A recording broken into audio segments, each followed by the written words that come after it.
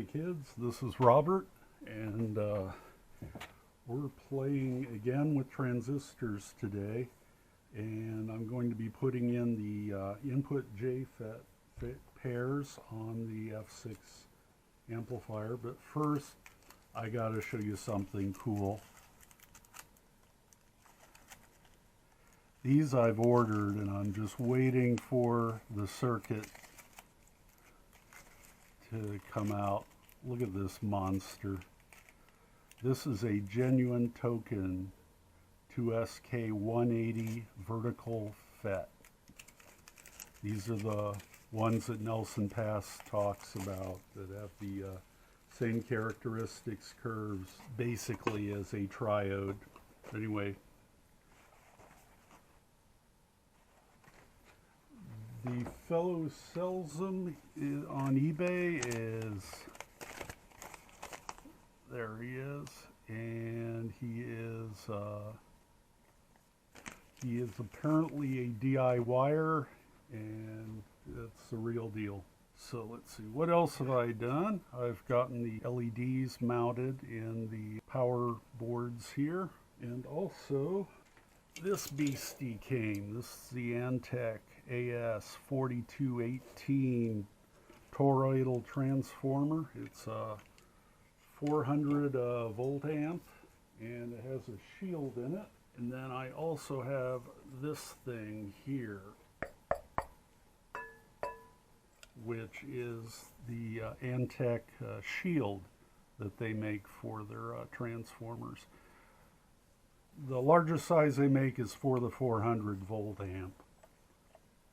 But basically, this section unscrews, and you mount your transformer in, screw this down, and then this mounts the whole kit and caboodle.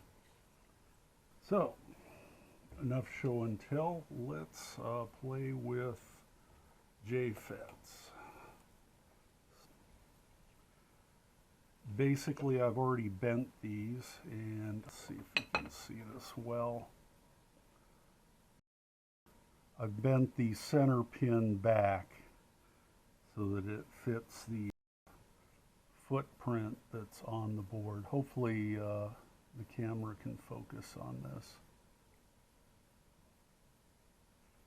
Anyway, right now this one's kind of leaning back. I'm going to make sure it's vertical when I solder it in. So first thing I need is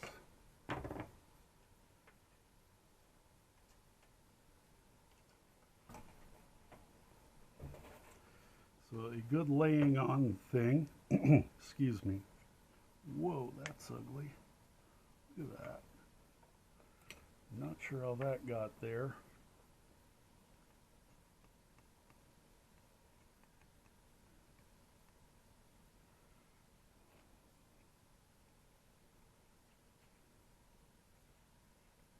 This is solder wick, which is great stuff in theory, but what usually happens is it has a dry flux on it, which is supposed to help the solder flow onto it. That's usually in the form of a powder, and that's usually the first thing that disappears when you're unrolling it from the reel there. So let's see, that's still in good position.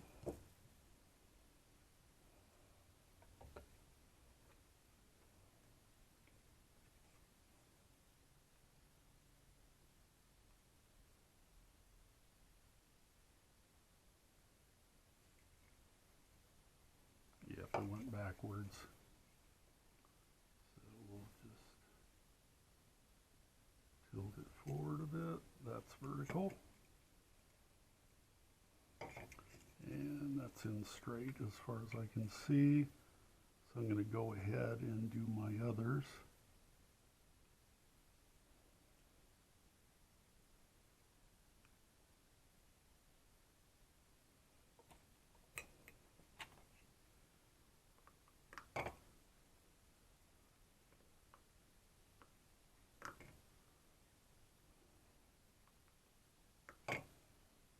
See how that looks on top.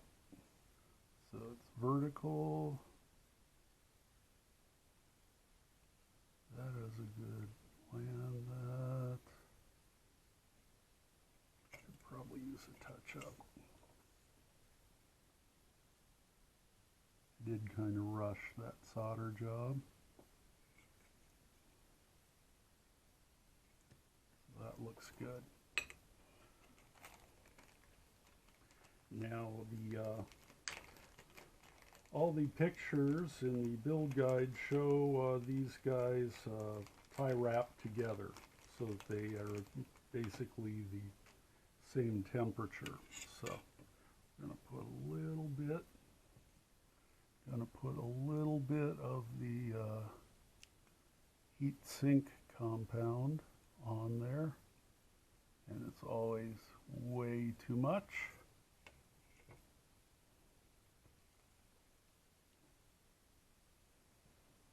Okay, so this one went in is Z4, and its partner is Z3, which is the 170. Yep. Or pardon me, Q3 is the 170. I'm going to try and just get a little on it to start with. Probably means I'll end up wearing most of it, but we'll see. Put that in.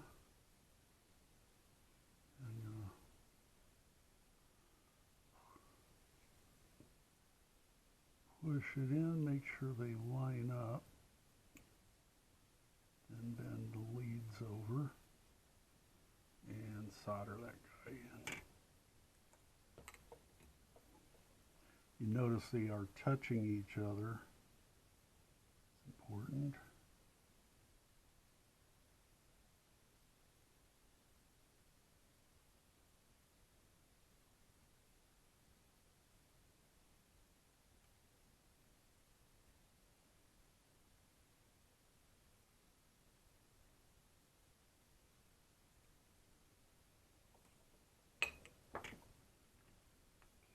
In. Now, one odd thing Nelson Pass is doing on these is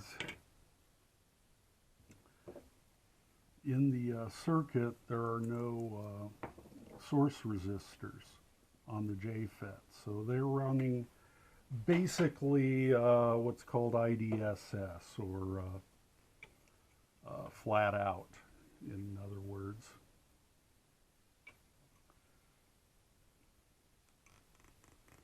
And I have some concerns about how hot they're going to get. That looks better. Looks like it'll. So I'm going to do something crazy here. This is a homemade heatsink that I made out of just a little strip of brass from Ace Hardware. And I'm going to see if I can squeeze it in between there. Right now, probably not. It looks like I got the band tie too tight. So these you can undo if you go in from the back. Loosen it up some. You have to push the little latch on it opening. There. We'll go back, put that on, put the ridiculous thing on, and we'll see how it goes. Now, the engineering is not that great. I have these bends in here hoping to keep it from falling too low from the transistors, but looks like it's not going to matter much. So now I have the tie wrap around it, and going to make sure that it's on good and tight here.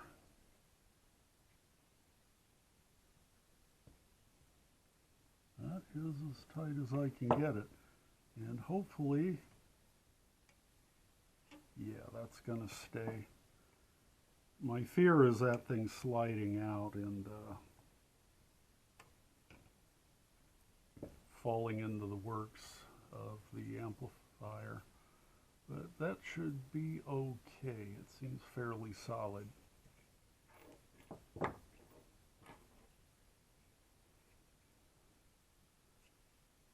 So the reason I'm doing this, the heat sinks I mean, is Nelson Pass is running these in basically IDSS mode, which means they're going to be running it close to their full current, which means they're going to be running fairly hot. Now, full current on this pair is only 11.3 milliamps, so it's not super bad. He says the range of IDSS can be anything below 18. Above 18, you actually start exceeding the dissipation capability of the transistors. Whoops. So, double check here. This is the other 74. So, that's Q3. Oh, this one's backwards. Okay. Whew, sigh of relief. Yeah, that's Q3. This one. Okay, the other channel board has Q3 on the outside. This has Q4 on the outside. So the 74 is Q4, so we'll put, and the 170 is Q3, so it'll go on the inside this time. Hopefully that made sense. Again, we'll set this guy up. I'm basically going to set it up like this heatsink doesn't exist. They're going to be dead vertical and with little to no room between them. And then I'll just kind of wedge that heatsink in. So let's see, still vertical, looks good. Okay. So the whole idea of the tape here is basically just to give you something to rest on that won't be crushing the parts.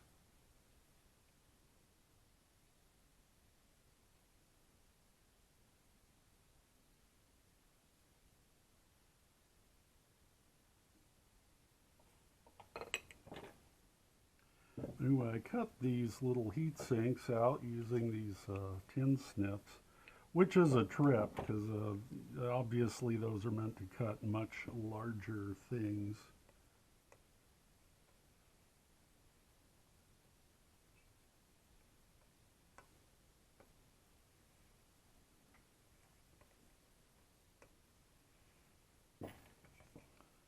So that guy's all in.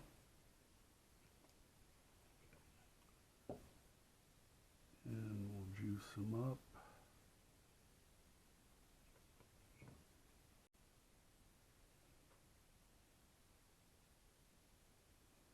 Now this is 2SJ74. I'm probably overdoing the heatsink compound, but again, a lot of it's going to end up on the heatsink. Or hopefully lubricate the heatsink as I try and squeeze it in there. But there you can see. Make sure these guys line up right.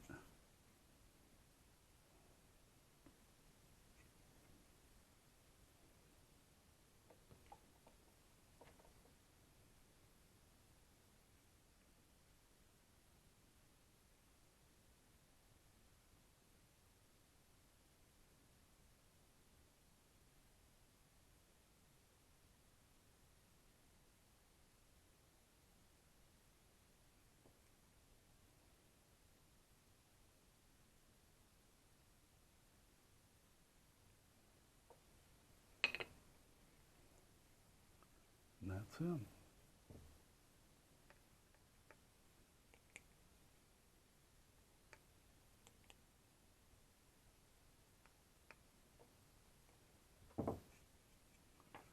Again, I'm going to fit my tie wrap in here.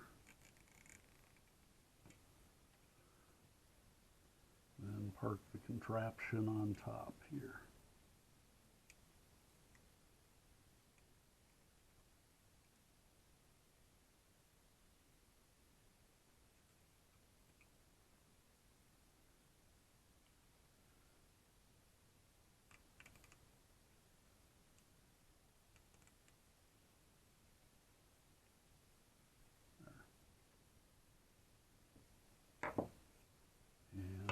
Again, they stay in pretty well. I thought I'd have to put a lip or a little something, a wide spot at the bottom of the heatsink to hold it in so that it couldn't get past the tie wrap, but I think that'll be okay.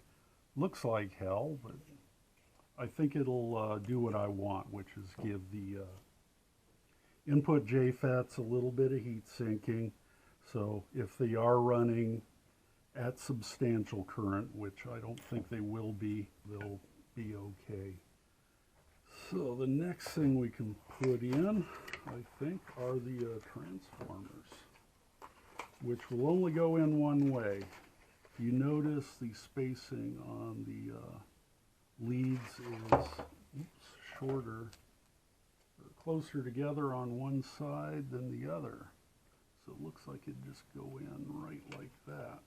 And once this is in, it should help protect that heat sink. Oh yeah, it just goes right in.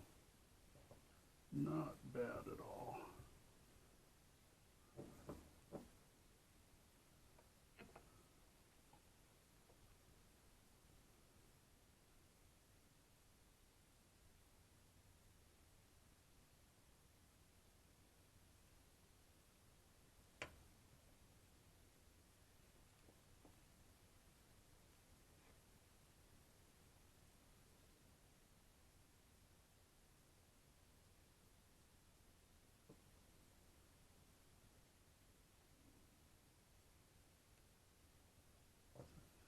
Almost.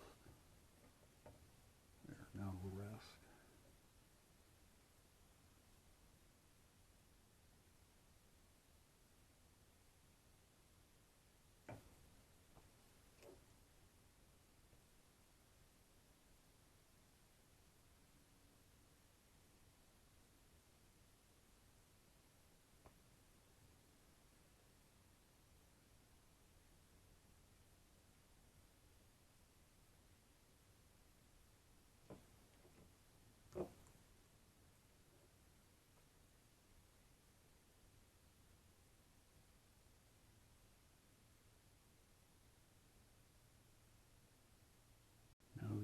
Cabinet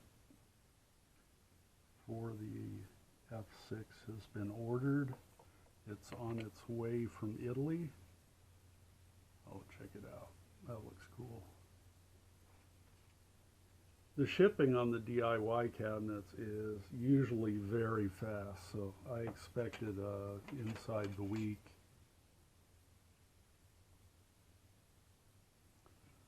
So again, you have a narrow spacing on this side and wider spacing on this side. And they line up pretty easy.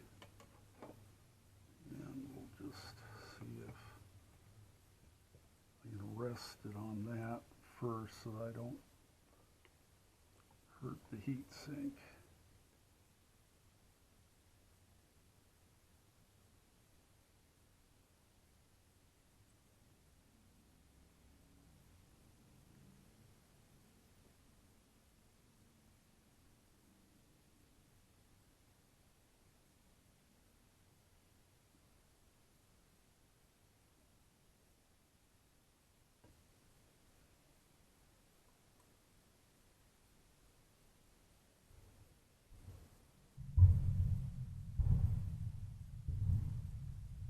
Good God.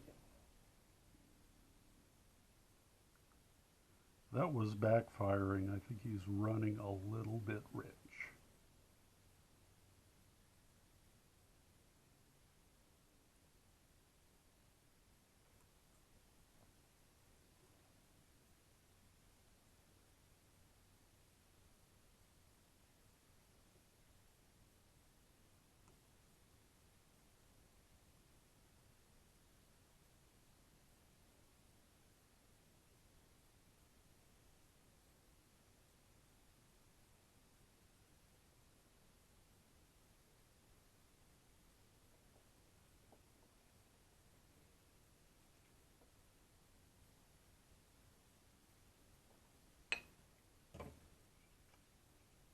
Okay, so the transformers are on.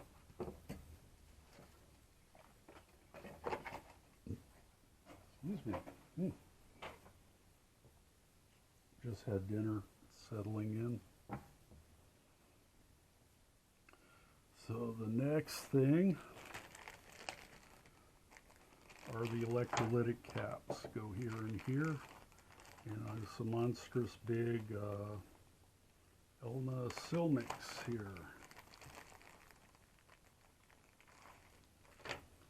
So they come in a ugly brown color, but they sound wonderful. And so on electrolytic capacitors, you have a long lead and a short lead. The short lead is the negative, and it usually will have an indicator on the body of the capacitor. The Silmix are a special formula which are very good sounding electrolytics.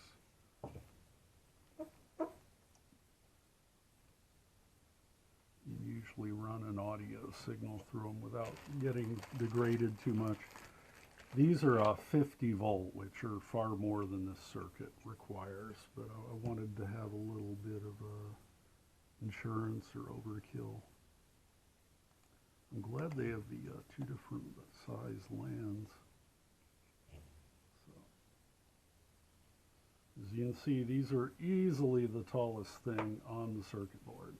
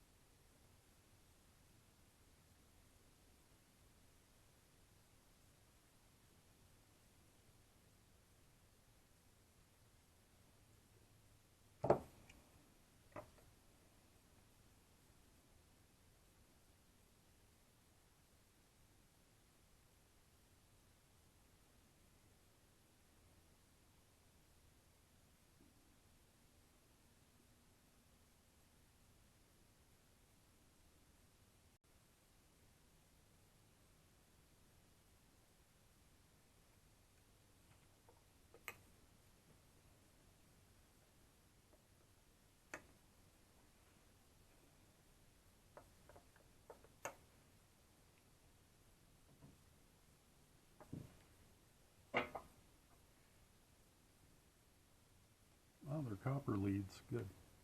It's my test magnet. I found it.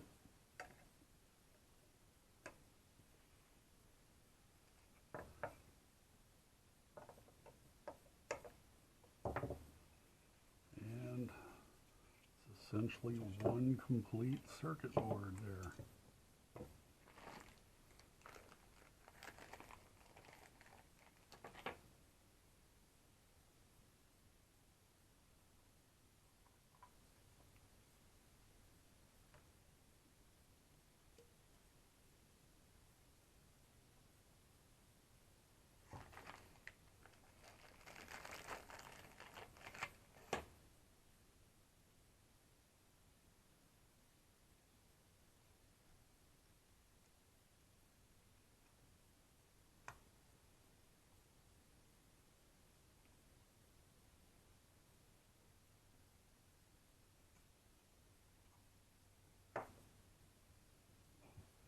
Here you can see the things are definitely weighed out over towards the transformer side now.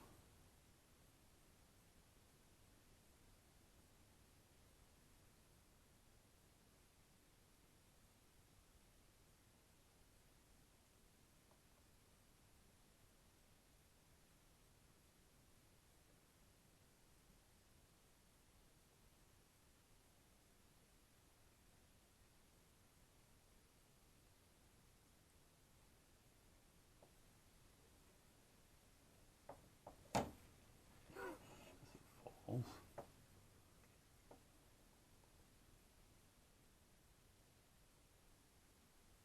Now one thing, these won't go back in the plastic bags I was keeping them in. It'll be hard keeping all the keeping these safe till I can mount them on the heat sinks. I'll need to order some more wire. And I was looking, and sure enough, Amazon does have a 16 gauge silicone wire in multicolor sets. So I'll be picking some of that up, and hopefully it'll be good stuff. You kind of take your chances ordering parts from Amazon, because some of it can be a bargain. Some of it can be obviously very price conscious crap. So, 2 circuit boards. And I like they've consolidated most of the wiring right in these areas here. That's pretty good. The only other thing you have are the inputs. I'll be running coaxial cable into those again.